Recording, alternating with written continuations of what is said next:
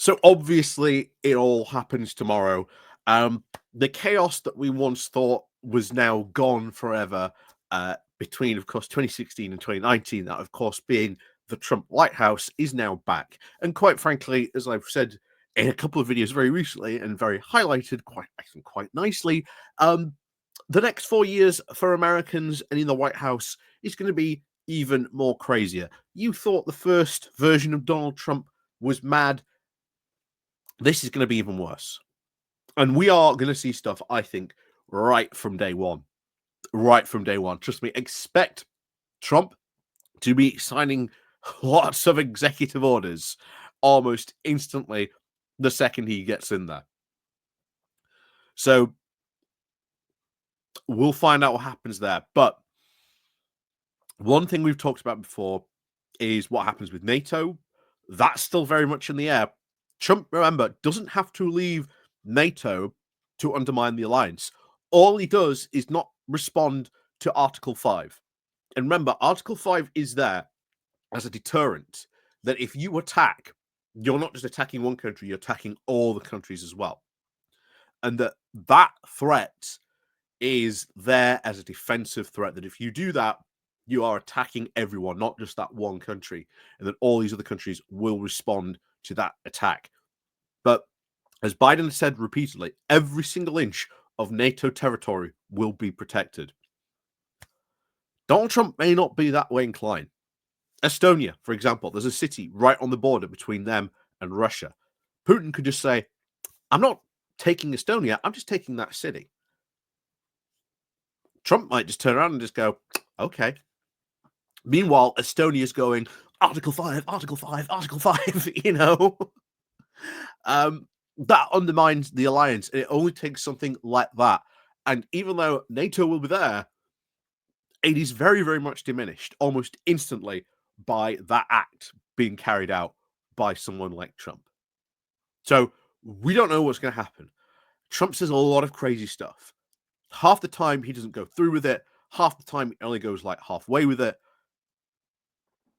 We don't know what he's going to do this time. But trust me, the next 4 years are going to be probably quite crazy. And that's why it is important to make sure you've got a good ambassador. And that's what we're going to have a look at today.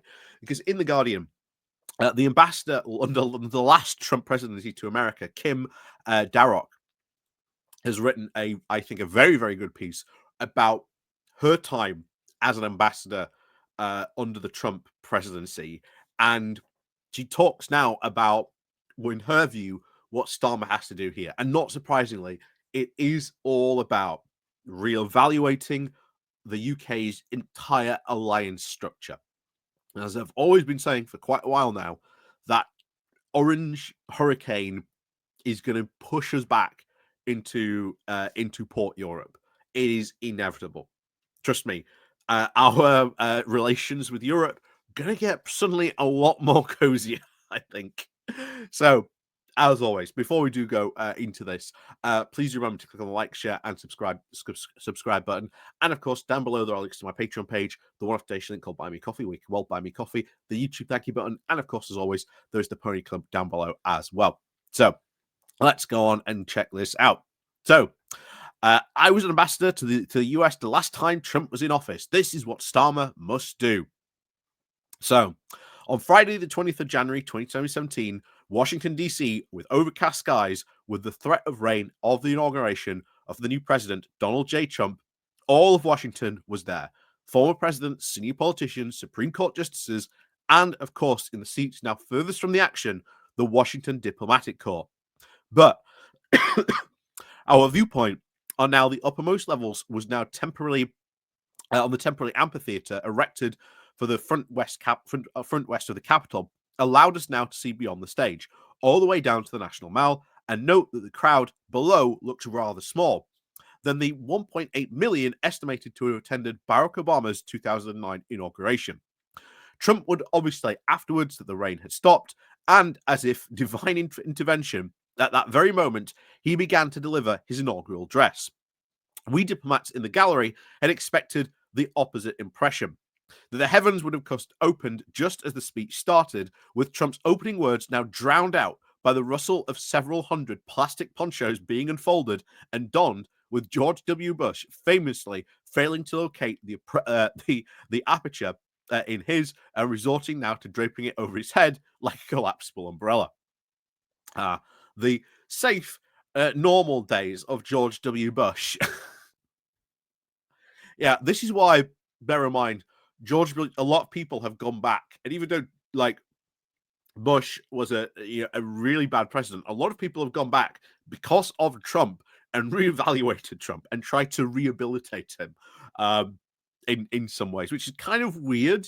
But I sort of understand why, because they don't want to appear that not all our presidents from the Republican Party are ludicrous, the crazy. I mean, look at the last one. It was Bush, right? Bush was an okay president, they say, hoping that people won't really look into it. But back to this. So this theater aside, we're now immediately transfixed by what we are hearing. The American carnage speech, the darkest, most dystopian text in the history of inauguration addresses. Trump conjured images now of rusted out factories scattered like tombstones across the landscapes of the country. He eviscerated now the Washington elite, the most of whom whom were now seated just a few yards away. For too long, he said, a small group in our nation's capital have reaped the rewards of government, while people have now borne the cost. And all this turned his fire now to the international community, saying that we must now protect our borders from the ravages of other countries making our products, stealing our companies, and destroying our jobs. The American media now hired a lip reader to decipher George W. Bush departing comment to his neighbor, saying that was some weird shit. Yep. Well, George, it's about to get a whole lot weirder. So, how should the British government handle Trump 2.0? Those now in office could be forgiven for thinking that they need no advice from veterans of Trump's first term. After all, Britain and European diplomacy failed to dissuade Trump from leaving the Paris Climate Agreement and failed to stop him from destroying the Iran nuclear deal. It even failed to discourage him from imposing tariffs on US imports of European steel and aluminium. But for what it's worth, here are some thoughts. Again, you see all those failed things that Trump just did not care about his alliances with the UK or even with Europe. And this leaves you with a very, very clear question that for the next 4 years, while you can't just ignore America, we as the UK should be building a lot more closer bridges, which we can already see that Starmer has done and made a lot of headway on already, thankfully, rebuilding those bridges to Europe. And I think we will see a lot more closer cooperation, a lot more, to say, lightening of the mood. And of course, the more Trump stuff does, the more that will end up pushing us towards Europe. So, first, it doesn't matter who gets the first invite to the White House. What does matters is how you then make your pitch when you get into the Oval Office. It must be, of course, the first Europeans into Trump White House will obviously be the populist leaders such as Giorgia Meloni, Viktor Orban, or we should even be relaxed about this. To otherwise, we look very needy and weak.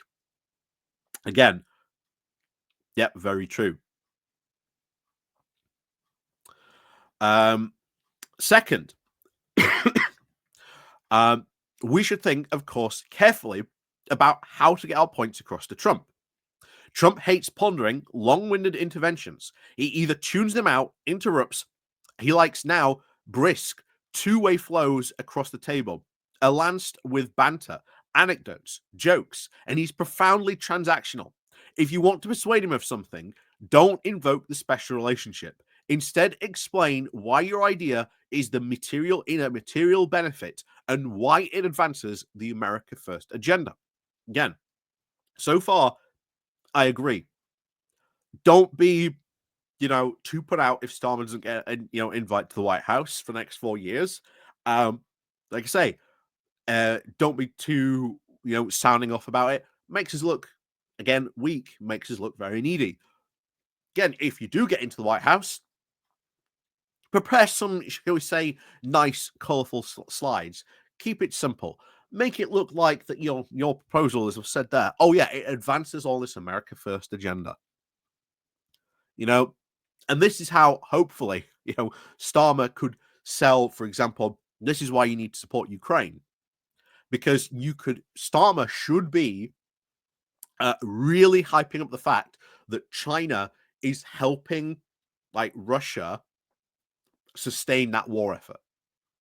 And that what especially we should be doing, which not only benefits America First agenda and potentially, helps weaken China, is taking out the military and pretty much destroying Russia. Not even just militarily, but just economically, because one thing that must be kept up is these tariffs. These tariffs are absolutely destroying Russia. The longer these tariffs go on, the worse it becomes for them. And we're already seeing huge negative economic consequences. So that has to be something that is made very clear to Trump. Very clear indeed. And not just, in the situation about Ukraine, but for a whole range of things. And this is why eventually you realize, why are we going to go to America when we have to act like that? Because that is not how normal diplomacy should be carried out. But no, because it is Donald Trump, that is how you have to act. So third, you will have to prioritize. President Trump has a long list of requests, and you will probably get none of them. Ask for one of two things. Describe how this will be to his advantage, and you have a chance. Top of my list would be, of course, Trump's threatened 20% tariffs on all US imports. Most economists think that it would be disastrous for an already struggling UK economy, reducing UK growth and prompting rises in both interest and inflation rates. With Trump, however, I would avoid a UK-centric argument and pursue now a two-track approach. The Prime Minister should press Trump directly on why he discounts the views of so many eminent US economists that while tariffs would damage everyone, America would suffer the most. And he should ask our new shrewd ambassador, Peter Mandelson, to build channels now to Trump's billionaire business friends, of whom are now all reportedly opposed to the tariffs. Trump phones them very frequently and repeatedly listens to them far more often than he does his own official advisors. Just think about that. You are the president of the United States, the most powerful man in the world. You have probably, if not, some of the smartest people in the room around you when it comes to your advisors. And yet, no, Trump would rather get on the phone and discuss something random with his friend. It's not wrong that, as the Spice Girls once said, if you want to be my lover, you got to get with my friends. Don't be surprised if you see Peter Mandelson heading out and playing golf with random, billionaires, because he has to, because they have an enormous amount of influence on Donald Trump. Fourth, we should not get diverted now into trading insults with Elon Musk. His social media comments can spark some very blurred inner rage than to any now grasp of current European politics. Given now the prodigious volume of his output, he is now bound to run into a law of diminishing returns. The more he comments, the less interesting the media will find him. And, who knows, to the extent of which his tweets for Trump, or whichever the bromance will now endure, there is already media stories that Trump is finding Musk a little too ever-present. And of course, when they fall out, oh boy, the Trump-Musk fallout, that is probably going to be, I think, one of the biggest stories of the next Trump presidency. Finally, now on a broader point, the world is changing. The post-war international order is now crumbling. International law is increasingly disregarded. International institutions are weakened and marginalized. They are close to twice as many violent conflicts around the world as there were 15 years ago. It is not darkness, though. The Gaza ceasefire, fragile though it is a genuine breakthrough. And although the credit should now predominantly go to the Biden administration, Trump's now late intervention, allied to his reputation for unpredictability, seems to have been the very critical for getting the deal done. Again, we talked about this just a couple of days ago when we heard about this. Again, good that this goes through. But while Biden should get all the credit, by the sounds of it, as we've said, Israel was worried that they would be so unpredictable, or Trump would be so unpredictable, they worried he might pull support from them. But the fact that Trump can, of course, casually decline to rule out military action against Denmark, a NATO ally over Greenland, or even now a near neighbor Panama over the Panama Canal, and of course see such a muted reaction illustrates how unmoored we have now become. It is, in short, a world in which we now can rely on much less the once now established alliances, processes, and rules. A world in which the 19th century concept of spheres of influence is seen now in a 21st century revival. And that is troubling. The fact that we all of a sudden are going back to, the spheres of influence. This country is in my sphere of influence, hence I get to decide and dictate what's going on there. This is the exact argument that Vladimir Putin makes about Ukraine. This is the exact same argument that China makes about Taiwan and a couple of other areas as well, in and around there. This is worrying. This is worrying that we are seeing that happen, because the 19th century wasn't exactly a period of peace. These spheres of influence wasn't exactly, should we say, the most peaceful period, especially in Europe. So future now foreign British policy needs to reflect these new realities, as does, painful though it will be, future defense spending.